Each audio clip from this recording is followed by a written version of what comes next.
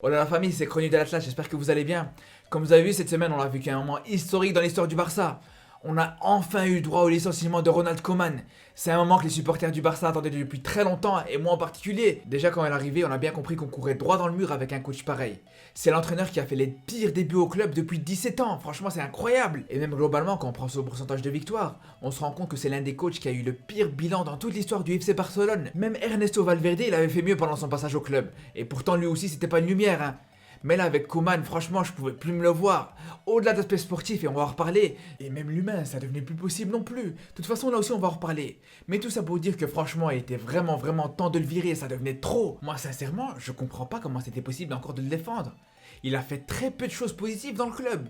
Si on doit résumer toutes les choses positives qu'il a fait, ça se résume en 3 phrases. En pas être de mauvaise foi. L'une des seules choses positives qu'il a faites au club, c'est qu'il a permis à Pedri de se révéler. Ça, on peut pas lui enlever. Mais après, à côté de ça, qu'est-ce qu'il a fait franchement? Vous allez me dire, ouais, il a gagné une Coupe du Roi. Mais en même temps, avec l'équipe qu'il avait, avec des Messi, des Griezmann, des Dembélé, etc. Heureusement qu'il arrive à battre Bilbao en finale de Coupe du Roi. Mais sincèrement, à côté de ça, toutes les choses négatives qu'il a pu faire, c'est impressionnant. On peut même pas toutes les énumérer dans cette vidéo, il y aura pas assez de temps. Je vais juste vous donner ces 4 principales erreurs pour moi pendant sa période à Barcelone. La première, et c'est très rare que je dise ça de quelqu'un dans le football, ou même dans la vie en général d'ailleurs, mais c'est que Koeman c'était une très mauvaise personne. Je vous le dis, ce gars c'était une vraie raclure. Et ça, il y a plein d'exemples qui m'ont convaincu là-dessus. Déjà, le fait qu'il a rendu le club dans un état encore plus déplorable que quand il est arrivé. Et il sait très bien que c'est en grande partie de sa faute. Mais malgré ça, de 1, il se remet pas en question. Et de 2, quand il s'est fait virer, il a très bien dit qu'il voulait pas renoncer à un seul centime de ses indemnités de départ. Pourtant, on sait très bien que s'il s'est fait mettre à la porte, c'est pas juste parce que le Barça était méchant avec lui. Au contraire, je trouve que la direction du club, elle a été très patiente et très gentille avec lui. Moi, si ça tenait qu'à moi, ça fait très longtemps qu'il serait dehors et avec une pêche dans les dents. Mais bon, on va dire encore là, c'est son argent. Donc c'est encore normal qu'il le réclame jusqu'au bout.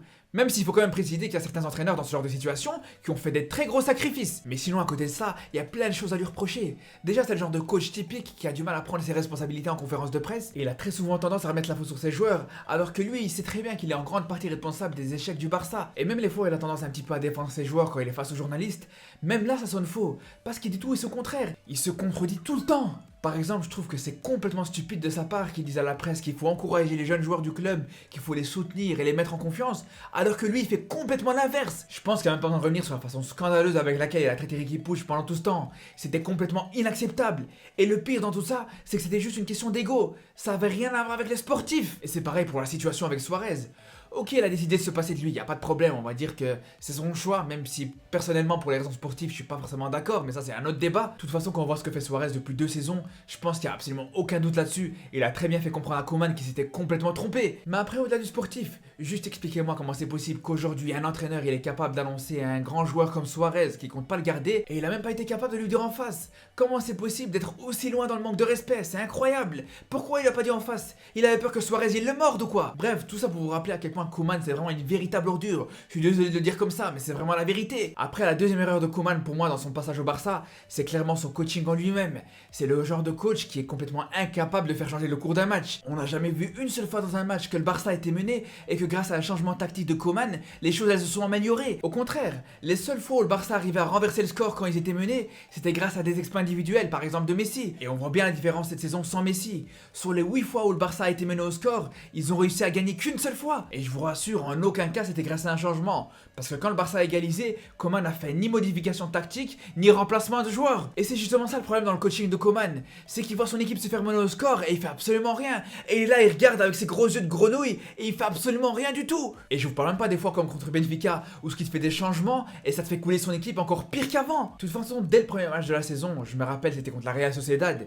Déjà là, à l'époque, j'avais très bien compris que le Barça courait droit à la catastrophe avec ce coach. Pour ceux qui n'ont pas vu le match, il faut se rappeler que le Barça gagnait 3-0 et que malgré ça, ils ont failli ne pas gagner ce match. On se rappelle qu'à un moment, la Real Sociedad était revenue à 3-2 et qu'ils étaient à ça de revenir à 3-3. Ensuite, je trouve que la troisième erreur de Koeman, c'est vraiment dans sa gestion des joueurs. Parce que quand tu vois autant de blessés dans un club, faut arrêter de me parler de malchance, faut arrêter de me parler de hasard, sans mauvais jeu de mots. Là, c'est juste une question de mauvaise gestion. Quand on voit par exemple la saison passée que Piqué avait pu jouer depuis 4 mois et que Koeman il décide de le mettre titulaire contre le PSG. Mais là, on marche sur la tête, on est chez les fous, c'est pas possible. À un moment donné, quand tu fais jouer un trentenaire, qui était pas non plus à 100% physiquement, contre le joueur le plus rapide du monde, mais faut complètement être ma boule.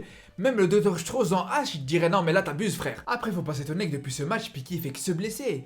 Et ça c'est pareil pour Pedri. Le mec il est revenu des Jeux Olympiques, il était complètement cramé. Le monde entier l'a vu, la planète entière l'a vu, à part Coman. Encore une fois le mec il voit tout après tout le monde. Il est toujours en retard d'une guerre ce coach, c'est ça son problème. Il a fait jouer Pedri, il a fait jouer 2-3 matchs et après il s'est rendu compte, ah ouais c'est vrai qu'il a l'air un peu fatigué, on va le laisser un petit peu au repos. Mais réveille-toi, c'est ce qu'il fallait faire depuis le début, tout le monde le savait. Après la quatrième erreur de Coman, c'est qu'il est arrivé au club tout simplement avec aucun plan de jeu.